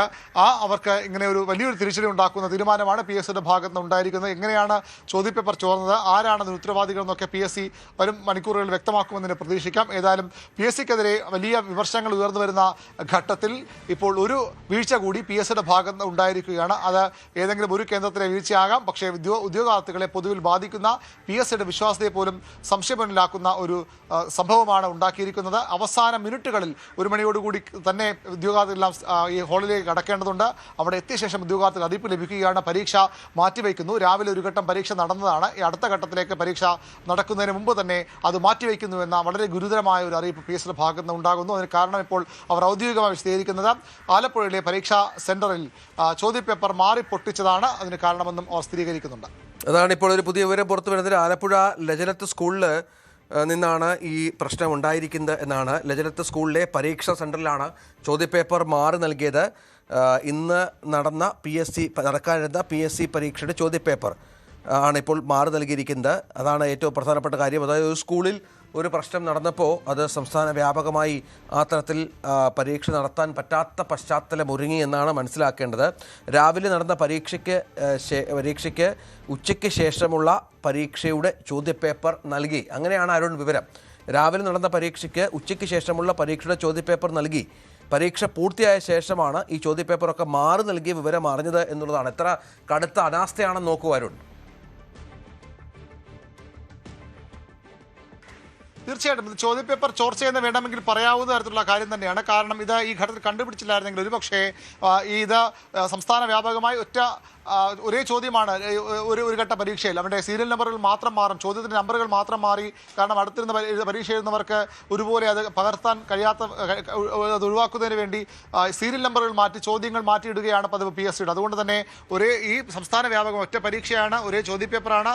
ഈ ചോദ്യങ്ങൾ അവിടെ ഇവിടെ സീരിയൽ നമ്പർ അനുസരിച്ച് മാറുന്നതിന് അന്ന് മാത്രമാണുള്ളത്. അതുകൊണ്ട് തന്നെ ചോദ്യപേപ്പർ ചോർന്നിരിക്കുന്നു. ഈ വളരെ ചോദ്യപേപ്പർ മാറി പൊട്ടിച്ചു എന്ന് സാങ്കേതികമായി PSC പറയുമ്പോൾ അതിനർത്ഥം ഉച്ചയ്ക്ക് നടക്കേണ്ട പരീക്ഷയുടെ ചോദ്യപേപ്പർ രാവിലെ കൊടുത്തുവെങ്കിൽ അതിനർത്ഥം പരീക്ഷാ ചോദ്യപേപ്പർ ചോർന്നു എന്നുള്ളത് തന്നെയാണ്. അതാരെങ്കിലും ബോധപൂർവം ചോർത്തിന് പകരം ഇവിടെ ഉദ്യോഗസ്ഥരുടെ കെടുകാര്യസ്ഥത, അനാസ്ഥ അല്ലെങ്കിൽ ശ്രദ്ധക്കുറവ് കൊണ്ട് അങ്ങനെ ഒരു ചോർച്ച ഉണ്ടായിരിക്കുന്നു. അതുകൊണ്ട് തന്നെയാണ് സ്വാഭാവികമായും ഈ രാവിലത്തെ പരീക്ഷയിൽ അതിന് വാലിഡിറ്റി ഉണ്ടോ എന്ന കാര്യമൊക്കെ വ്യക്തമാകേണ്ടതുണ്ട്. എല്ലായിടത്തും അതുപോലെയാണെങ്കിൽ ഒരുപക്ഷെ പ്രശ്നമുണ്ടാകില്ല. പക്ഷേ അങ്ങനെയല്ലെങ്കിൽ ഇത് പല സെൻ്ററുകളിലും പല ചോദ്യമാണെങ്കിൽ അതിലും ഉദ്യോഗാർത്ഥികൾക്ക് പരാതിയുമായി PSCയും അതുപോലെ തന്നെ കോടതിയും ഒക്കെ സമീപിക്കാൻ അവസരമുണ്ടാകും. ഏതായാലും രാവിലെ നടക്കേണ്ട ചോദ്യപേപ്പർ ഉച്ചയ്ക്ക് ശേഷം നടക്കേണ്ട പരീക്ഷയുടെ ചോദ്യപേപ്പർ രാവിലെ കൊടുത്തുവെങ്കിൽ അത് ചോദ്യപേപ്പർ രാവിലെ തന്നെ ചോർന്നു എന്ന് വേണം വിലയിരുത്താൻ. ആ രീതിയിൽ തന്നെയാണ് അത് കാണേണ്ടത്. ആലപ്പുഴ ലജനത്ത് സ്കൂളിലെ പരീക്ഷ സെന്ററിലാണ് ചോദ്യപേപ്പർ ചോർന്ന വിവരം കൂടി ഇപ്പോൾ നമുക്ക് ലഭിക്കുന്നുണ്ട്. രാവിലെ നടന്ന പരീക്ഷയ്ക്ക് ഉച്ചയ്ക്ക് ശേഷമുള്ള പരീക്ഷയുടെ ചോദ്യപേപ്പർ നൽകി. പരീക്ഷ പൂർത്തിയാകും വരെ ഈ മാറി നൽകിയ വിവരം ആരും അറിഞ്ഞില്ല. ഈ ഇൻവിജിലേറ്റർമാരോ അല്ലെങ്കിൽ അവിടെ PSCയുടെ ചുമതലയുള്ള ഈ ഉദ്യോഗസ്ഥർ എല്ലാ സ്കൂളിലും ചോദ്യപേപ്പർ വിതരണം ചെയ്യാനൊക്കെ ഉദ്യോഗസ്ഥർ ഉണ്ടാകും PSCയുടെ. അവരും അറിയാതെ എന്നൊരു വീഴ്ച ആണിത്. പക്ഷേ ഇത് ബോധപൂർവം അല്ലാത്ത വീഴ്ച ആണെങ്കിൽ പോലും വലിയ ഗുരുതരമായ സംഭവം തന്നെയാണ്. ഇത്രയധികം അശ്രദ്ധ എങ്ങനെ PSC ഉദ്യോഗസ്ഥർക്ക് ഈ ഘട്ടത്തിലും, അത് രാജ്യത്തെ ഏറ്റവും വിശ്വാസ്യതയുള്ള ഒരു ഭരണഘടനാ സ്ഥാപനമാണ് PSC. ഉദ്യോഗാർത്ഥികൾ വലിയ പ്രതീക്ഷയോടുകൂടി കാണുന്ന ഒരു സ്ഥാപനമാണ് PSC. തുടർച്ചയായ വിവാദങ്ങളിൽ പെടുന്നു. പരീക്ഷ നടത്തിപ്പിൽ സംശയമുണ്ടെന്ന വിവരങ്ങൾ പുറത്തു വരുന്നു. ആ ഘട്ടത്തിൽ ഇത്രയും നിരുത്തരവാദപരമായി ആരാണ് ഈ കാര്യങ്ങൾ കൈകാര്യം ചെയ്യുന്ന ചോദ്യമാണ് ബാക്കിയാകുന്നത്. അതിന് മറുപടി PSC പറഞ്ഞേ മതിയാകൂ. വിദ്യാർത്ഥികൾക്കുണ്ടായ ബുദ്ധിമുട്ട്, അവരുടെ മറ്റ് ബുദ്ധിമുട്ടുകൾക്കപ്പുറം PSCയുടെ വിശ്വാസത്തെ പോലും ബാധിക്കുന്ന തരത്തിലേക്ക് ഇത്രയധികം വിവാദങ്ങൾ ഉണ്ടാകുമ്പോൾ അതിനെ ആക്കം കൂട്ടുന്ന നടപടി PSCയുടെ ഭാഗത്ത് തന്നെ ഉണ്ടായിരിക്കും എന്നുള്ളത് വളരെ ഗുരുതരമായ വിഷയം തന്നെയാണ്. രഞ്ജിത്ത്, തീർച്ചയായും അതാണ് അരുണാണ് വിവരങ്ങൾ പങ്കുവച്ചത്. PSC പരീക്ഷ മാറ്റിവെക്കുന്ന പശ്ചാത്തലം ഒരുകയാണ് സംസ്ഥാനത്ത്. നമുക്ക് മറ്റൊരു വാർത്തയിലേക്ക് പോകണം. സംസ്ഥാനം നേരിടുന്ന അതിഗുരുതരമായ വൈദ്യുതി പ്രതിസന്ധി അതിന് പരിഹാരമാകുന്നു എന്നുള്ളതാണ്. 200 മെഗാവാട്ട് വൈദ്യുതി വാങ്ങാൻ KSEBിക്ക് റെഗുലേറ്ററി കമ്മീഷൻ അനുമതി നൽകി. നാളെ മുതൽ വൈദ്യുതി ലഭ്യമാകും. യൂണിറ്റിന് 5.96 രൂപ നിരക്കിലാണ് വാങ്ങുക. ലോഡ് ഷെഡിംഗ് മുൻകൂട്ടി അറിയിക്കണമെന്ന് റെഗുലേറ്ററി കമ്മീഷൻ KSEBിക്ക് നിർദ്ദേശവും നൽകി. VV അരുണുണ്ട്. അരുണ്, പ്രതിസന്ധിക്ക് വേണമെങ്കിൽ ഒരു പരിഹാരമാകുമെന്ന് കരുതാം അല്ലേ?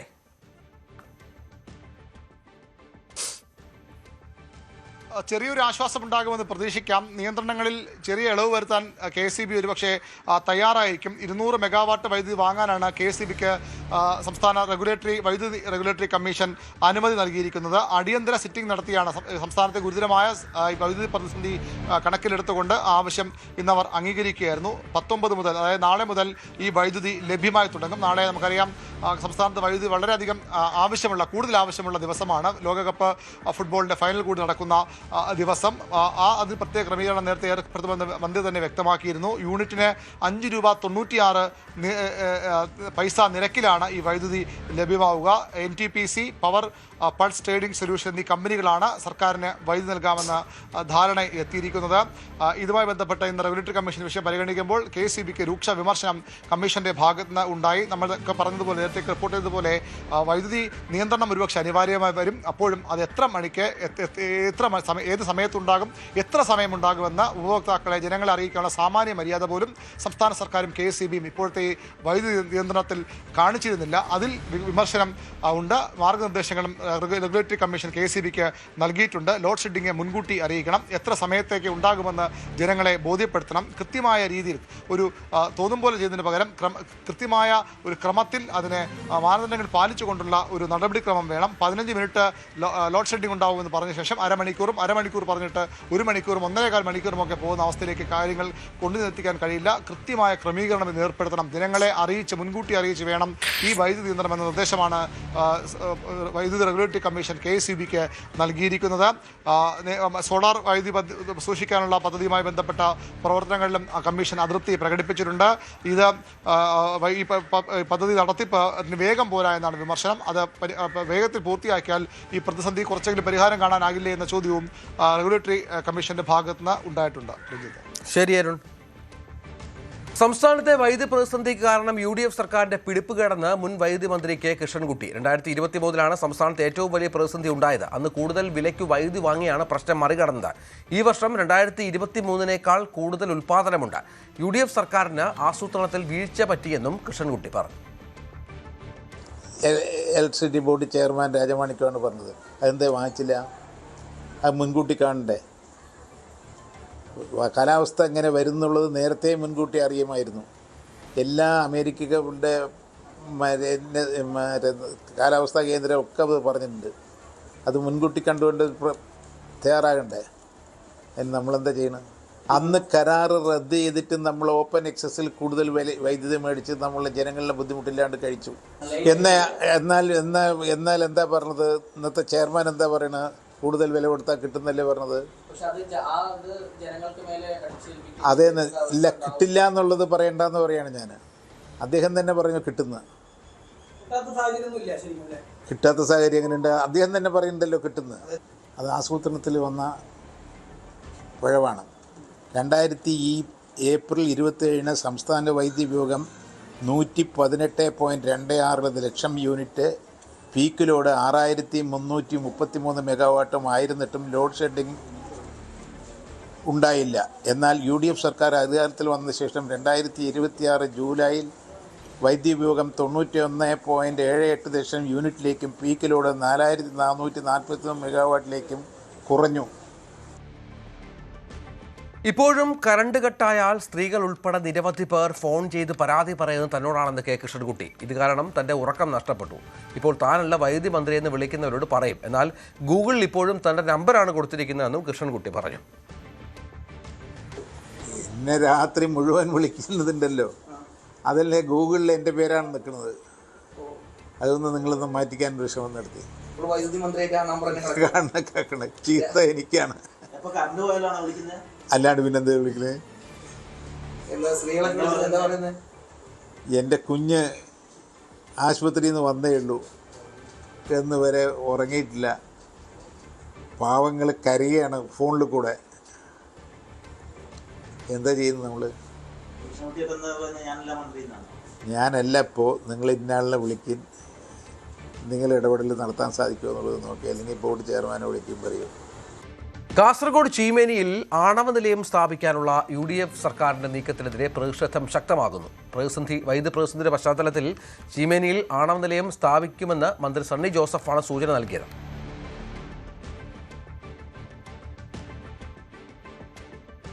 സംസ്ഥാനത്ത് വൈദ്യുതി പ്രതിസന്ധിയുടെ പേരിൽ ചീമേനിയിൽ ആണവ നിലയം കൊണ്ടുവരാനുള്ള നീക്കത്തിനെതിരെ ശക്തമായ പ്രതിഷേധമാണ് ഇവിടെ വരുന്നത്. നമ്മോടൊപ്പം ഇവിടുത്തെ പ്രദേശവാസികൾ തന്നെ ചേരുന്നു. സുഭാഷേട്ടൻ, എന്താണ് ഇപ്പോൾ ഈ ആണവ നിലയം ചീമേനിയിൽ സ്ഥാപിക്കാനുള്ളൊരു നീക്കം? അങ്ങനെയാണ് മന്ത്രിയുടെ ഭാഗത്തു നിന്നുള്ള ഒരു പരാമർശം ഉണ്ടായിട്ടുള്ളത്. എങ്ങനെയാണ് അതിനെ കാണുന്നത്? ഞങ്ങൾ വളരെ ആശങ്കയോടുകൂടിയാണ് ഇതിനെ കാണുന്നത്. കാരണം ഒരു വർഷത്തോളമായിട്ട് ഈ പദ്ധതിയെക്കുറിച്ച് ഒരു അനക്കമോ കാര്യങ്ങളോ ഒന്നും ഉണ്ടായിരുന്നില്ല. ഇപ്പോൾ പുതിയ സർക്കാർ അധികാരത്തിൽ വന്നപ്പോഴാണ് 2 ദിവസം മുമ്പേ നമ്മുടെ വൈദ്യുതി മന്ത്രി വൈദ്യുതി പ്രതിസന്ധി പരിഹരിക്കുന്നതിന് വേണ്ടി ചീമേനി പോലുള്ള സ്ഥലത്ത് ആണവ നിലയം പരിഗണിക്കാവുന്നതാണ് എന്നുള്ളൊരു വാദഗതി അദ്ദേഹത്തിൻ്റെ ഭാഗത്തുനിന്നുണ്ടായിരുന്നു. തീർത്തും അത് ഈ ഒരു പ്രദേശത്തെ നാട്ടുകാർ മൊത്തം ചെറുത്ത് നിന്നുകൊണ്ട് പരാജയപ്പെടുത്തി പിന്തിരിഞ്ഞു പോയ അല്ലെങ്കിൽ ഇവിടുന്ന് ഉപേക്ഷിച്ച ഒരു പദ്ധതി വീണ്ടും ചീമേനിയിൽ കൊണ്ടുവരുന്നു എന്ന് പറയുമ്പോൾ ഞങ്ങൾ ആശങ്കയിലാണ്. കൃത്യമായിട്ട് കഴിഞ്ഞ കാലങ്ങളിൽ നടത്തിയ സമരം എന്നതുപോലെ തന്നെ അതിനേക്കാൾ ശക്തമായിട്ട് ഈ നാട്ടിലെ മുഴുവൻ ജനങ്ങളെയും അണിനിരത്തിക്കൊണ്ട് ഇതിനെതിരെ ശക്തമായി സമരം ചെയ്യാൻ തന്നെയാണ് സമരസമിതി എന്നുള്ള രീതിയിൽ ഞങ്ങൾ തീരുമാനിച്ചിരിക്കുന്നത്.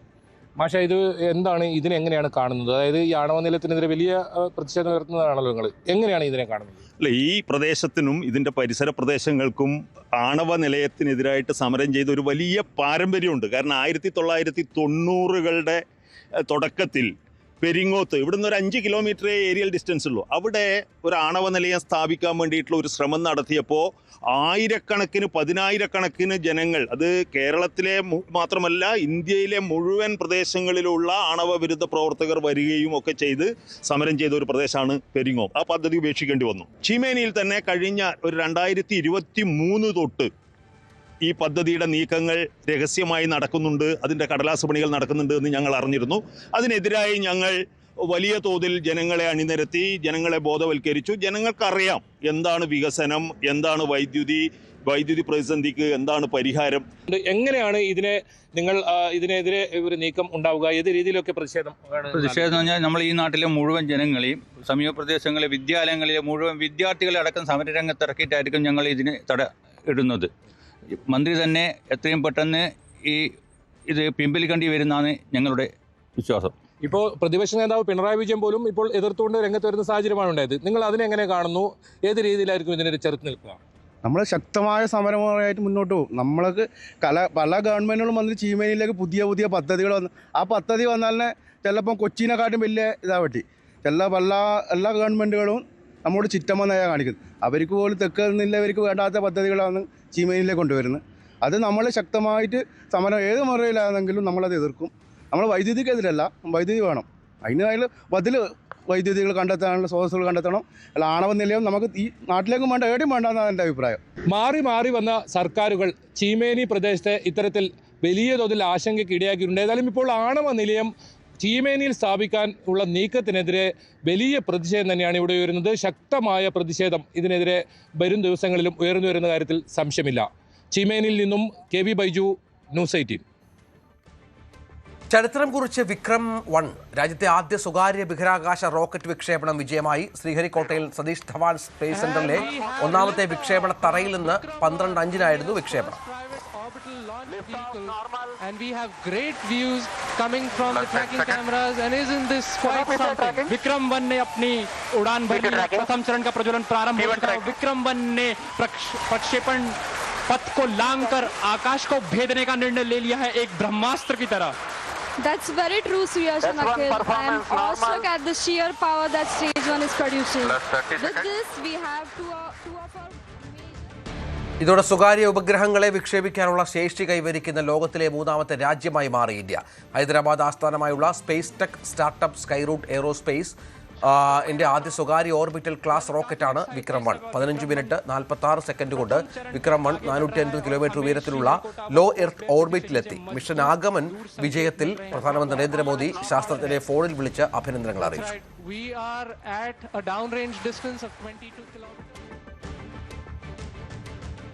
നീറ്റ് പരീക്ഷാ ക്രമക്കേടുകൾക്കെതിരെ ഡൽഹിയിലെ ജന്തർ മന്ദറിൽ അനിശ്ചിതകാല നിരാഹാര സമരം നടത്തിവന്ന സോനം വാങ്ചുക്കിനെ അറസ്റ്റ് ചെയ്ത് ആശുപത്രിയിലേക്ക് മാറ്റി. ഡൽഹി ഹൈക്കോടതിയുടെ ഉത്തരവും മെഡിക്കൽ വിദഗ്ധരുടെ നിർദ്ദേശവും അനുസരിച്ചാണ് ഡൽഹി പോലീസ് ഇന്ന് രാവിലെ വാങ്ചുക്കിനെ ബലം പ്രയോഗിച്ച് മാറ്റിയത്. CJPയുടെ നേതൃത്വത്തിലുള്ള സമരം 28ാം ദിവസവും സോനം വാങ്ചുക്കിന്റെ നിരാഹാര സമരം 21ാം ദിവസത്തിലേക്കും കടന്നിരുന്നു. ആരോഗ്യനില വഷളായതിനെ തുടർന്ന് ഡൽഹി സഫർദംഗ് ആശുപത്രിയിലേക്ക് മാറ്റി. കടുത്ത നിർജ്ജലീകരണവും ശരീരഭാരം കുറഞ്ഞതും കാരണം വാങ്ചുക് അതീവ ക്ഷീണിതനായിരുന്നു. വാങ്ചുക്കിനെ ആശുപത്രിയിലേക്ക് മാറ്റിയതിന് പിന്നാലെ കോക്രോച്ച് ജനതാ പാർട്ടി സ്ഥാപകൻ അഭിജിത് ദീപ്കെ ജന്തർ മന്ദറിൽ അനിശ്ചിതകാല നിരാഹാരം തുടങ്ങി. ജന്തർ മന്ദറിലും ആശുപത്രി പരിസരത്തും സുരക്ഷ ശക്തമാണ്. ഗൾഫ് രാജ്യങ്ങളിലേക്ക് പ്രത്യാക്രമണം കടുപ്പിച്ച ഇറാൻ. ഡ്രോൺ അവശിഷ്ടം വീണ് കുവൈറ്റിൽ ജലശുദ്ധീകരണ പ്ലാന്റിൽ തീപിടിച്ചു. കുവൈറ്റ് അന്താരാഷ്ട്ര വിമാനത്താവളത്തിന്റെ പ്രവർത്തനങ്ങൾ താൽക്കാലികമായി സസ്പെൻഡ് ചെയ്തു. രാജ്യത്തെ വ്യോമപാതയും അടച്ചു. ബഹ്റൈനിലും ജോർദാനിലും ആക്രമണം രൂക്ഷമാണ്. US സൈനിക താവളങ്ങൾ സ്ഥിതി ചെയ്യുന്ന രാജ്യങ്ങൾ ശക്തമായി തിരിച്ചടിനേടാൻ ഒരുങ്ങിക്കോളൂ എന്ന് IRGC പറഞ്ഞു. 2-3 ദിവസം കൂടി ആക്രമണം തുടർന്നാൽ സമ്പൂർണ്ണ നാശം വിതയ്ക്കുമെന്ന് ഇറാൻ പരമോന്നത നേതാവിന്റെ മുതിർന്ന സുരക്ഷാ ഉപദേഷ്ടാവ് വ്യക്തമാക്കി. പ്രതിപക്ഷ ഉപനേതൃ പദവി അടഞ്ഞ അധ്യായമല്ലെന്ന് MLA P. പ്രസാദ്. വിഷയം ഇടതുപക്ഷ മുന്നണി ചർച്ച ചെയ്ത് ഉചിതമായ തീരുമാനമെടുക്കും. പദവി CPIക്ക് അവകാശപ്പെട്ടതാണെന്ന ബോധ്യത്തിന്റെ അടിസ്ഥാനത്തിലാണ് ചോദിച്ചത്.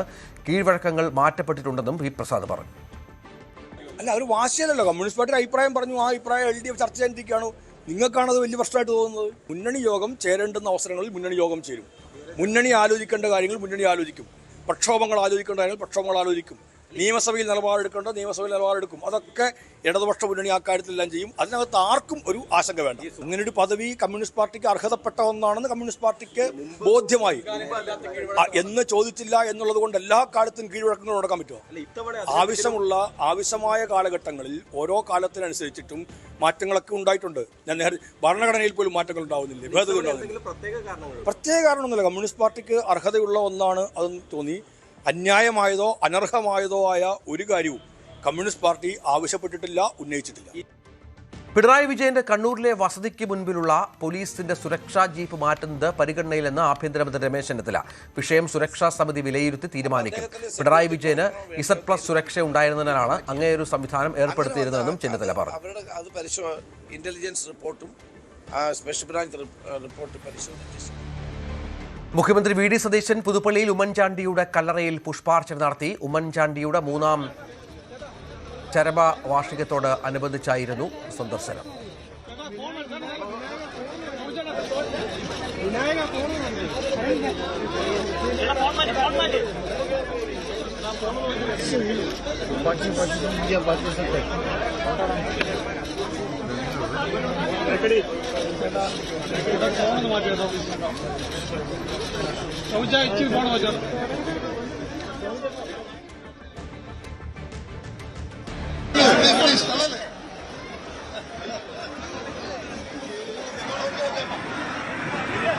ഇപ്പോൾ ഉമ്മൻചാണ്ടിയുടെ കുടുംബാംഗങ്ങളെയും VD സതീശൻ സന്ദർശിച്ചു. അതിനുശേഷമാണ് അദ്ദേഹം മടങ്ങിയത്. ദൃശ്യങ്ങളാണ് പ്രേക്ഷകർ കാണുന്നത്.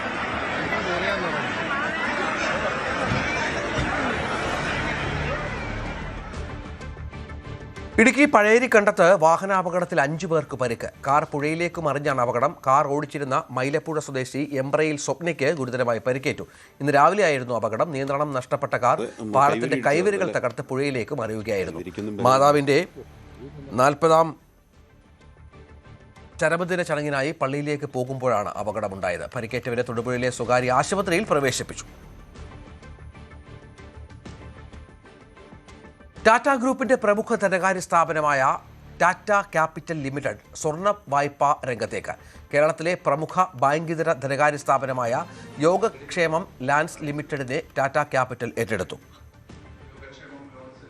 യോഗക്ഷേമത്തിന്റെ 4 സംസ്ഥാനങ്ങളിലെ ശാഖാ ശൃംഖലയിലേക്കാണ് ടാറ്റ ക്യാപിറ്റൽ പ്രവേശിച്ചത്.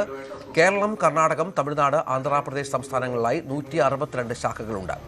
യോഗ് ലോൺസ് ഇൻമ ഏകദേശം 32,000 സ്വർണ്ണ വായ്പ ഉപഭോക്താക്കൾക്ക് സേവനം നൽകി വരികയാണ്. ധാരണപ്രകാരം ടാറ്റ ക്യാപിറ്റൽ യോഗ ലോൺസിലേക്ക് 93 കോടിയോളം രൂപ മൂലധന നിക്ഷേപം നടത്തും. യോഗ് ലോൺസ് MDയും CEOയുമായ I. Unnikrishnan, Yog loans independence director Santhosh Kurup, executive vice പ്രസിഡന്റും കമ്പനി സെക്രട്ടറിയുമായ K. രാജേഷ് കുമാർ, വൈസ് പ്രസിഡന്റും ചീഫ് ഫിനാൻഷ്യൽ ഓഫീസറുമായ P. പ്രസാദ് എന്നിവരും വാർത്താ സമ്മേളനത്തിൽ പങ്കെടുത്തു. ആരടിക്കും ലോകകപ്പ്? ഫുട്ഗോളം in association with Methar eagle FC Kerala.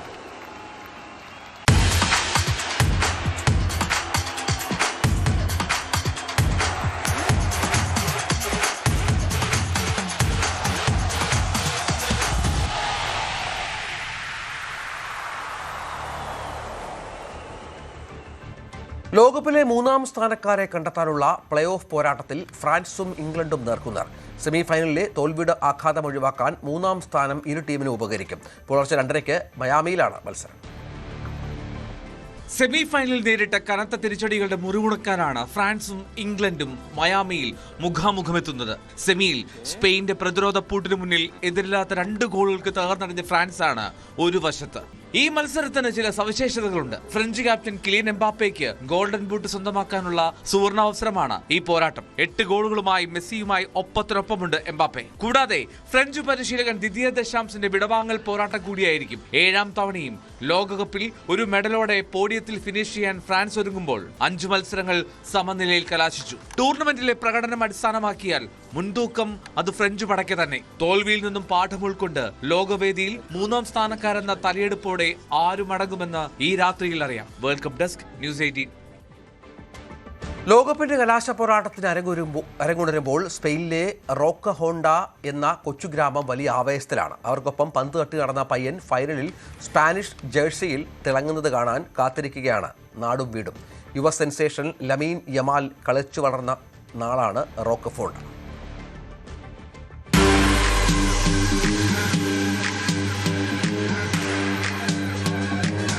ബാഴ്സലോണയിൽ നിന്ന് ഏകദേശം 30 കിലോമീറ്റർ അകലെയാണ് ഈ കൊച്ചു ഗ്രാമം.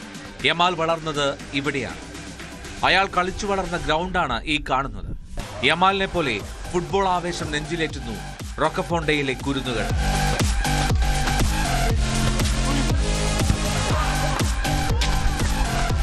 കുടിയേറ്റക്കാരാണ് യമാലിന്റെ മാതാപിതാക്കൾ. അച്ഛൻ മൊറോക്കോയിൽ നിന്നാണ്, അമ്മ ഗിനിയിൽ നിന്നും.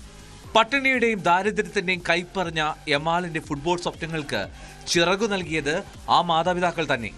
യമാലിന്റെ 3ാം വയസ്സിൽ അച്ഛനും അമ്മയും വേർപിരിഞ്ഞുവെങ്കിലും മകന്റെ ഫുട്ബോൾ സ്വപ്നങ്ങൾക്കായി അവർ ഒന്നായി പ്രയത്നിച്ചു. അങ്ങനെ ബാഴ്സലോണയുടെ ലാമാസിയ അക്കാദമിയിൽ യമാൽ പന്ത് തട്ടി വളർന്നു. ഇപ്പോഴിതാ ലോകവേദിയിൽ വിസ്മയം തീർക്കുന്നു റോക്കഫോണ്ടയുടെ പ്രിയപ്പെട്ടവൻ. ചെറുമകൻ ലോകത്തിന്റെ നെറുകയിൽ നിൽക്കുന്നത് ആസ്വദിക്കുകയാണ് മുത്തശ്ശി Fathima നസ്രോയി. Gracias a mi nieto, de verdad, gracias. Me déjame, me conozco todo el mundo. Yo feliz. Gracias al Amin, gracias a Olivia. യമാലിന്റെ ബന്ധുവായ റയാൻ കളിച്ചു നടന്ന നല്ല നിമിഷങ്ങൾ ഓർത്തെടുക്കുന്നു. Para mí Lamin, no es solo para mí, es una palabra. Para mí Lamin es muchas cosas buenas, pero sobre todo como un hermano, porque nos hemos criado juntos. Entonces pues le quiero muchísimo y le apoyo muchísimo en todo. പ്രശസ്തിയുടെ കൊടുമുടി കയറുമ്പോഴും വേരുകൾ മറന്നിട്ടില്ല Lamine Yamal. Goal സെലിബ്രേഷനിലെ 304 എന്ന ആംഗ്യം റോക്കഫോണ്ടയുടെ postal കോഡാണ്. യമാലിന്റെ കുടുംബാംഗങ്ങൾ മാത്രമല്ല, ഈ ഗ്രാമത്തിലെ ഓരോരുത്തരും അവന്റെ വളർച്ചയെ അഭിമാനത്തോടെ കാണുന്നു. World cup desk, news 18.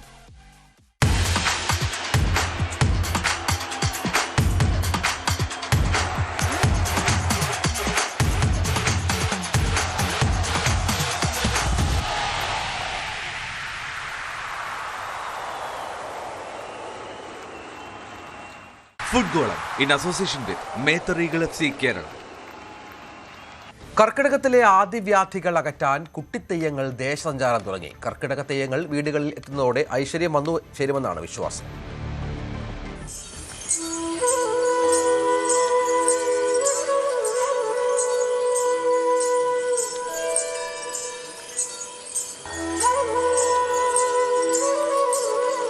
കർക്കിടകം പിറന്നതോടെ വടക്കൻ കേരളത്തിൽ ആദിവ്യാധികൾ അകറ്റാൻ കർക്കിടക തെയ്യങ്ങൾ ദേശസഞ്ചാരം തുടങ്ങി. വീടുകളിലേക്ക് തെയ്യങ്ങൾ എത്തുന്നതോടെ പഞ്ഞമാസമായ കർക്കിടകത്തിലെ ആദിവ്യാധികൾ അകന്നു പോകുമെന്നാണ് വിശ്വാസം. ഒറ്റച്ചണ്ടയുടെ താളത്തിൽ ചുവടുവെച്ച് കഴിഞ്ഞാൽ വീട്ടിലെ മുതിർന്ന അംഗം ഗുരുസി വെള്ളമുണ്ടാക്കി തിരിയും കത്തിച്ച് വീടിന്റെ മുൻവശത്ത് കൊണ്ടുപോയി ഒഴുക്കുന്നതോടെ വീടും പരിസരവും പരിശുദ്ധമായെന്നാണ് വിശ്വാസം.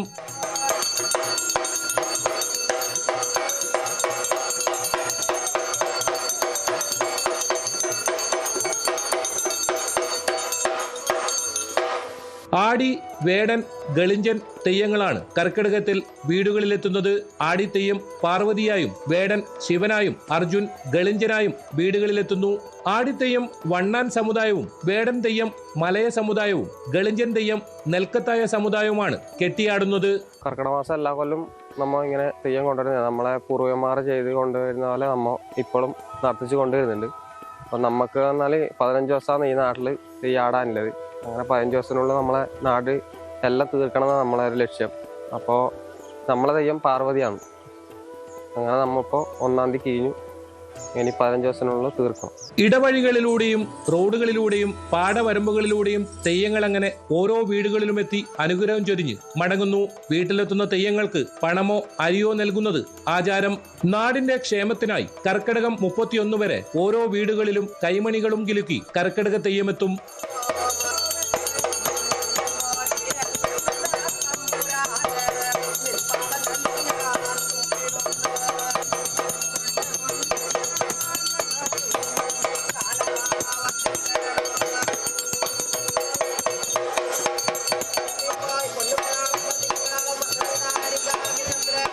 KB Baiju, news 18, Kasaragod.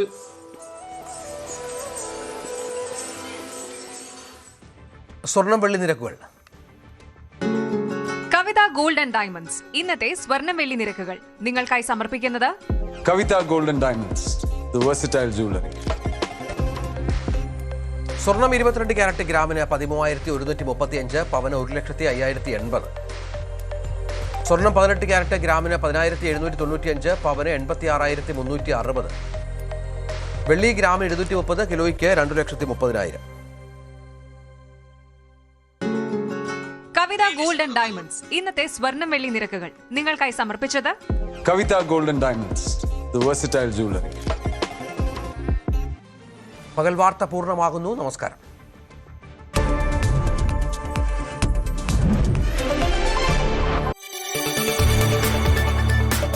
കൂടുതൽ വാർത്തകൾക്ക് news 18 Keralam YouTube channel subscribe ചെയ്യുക.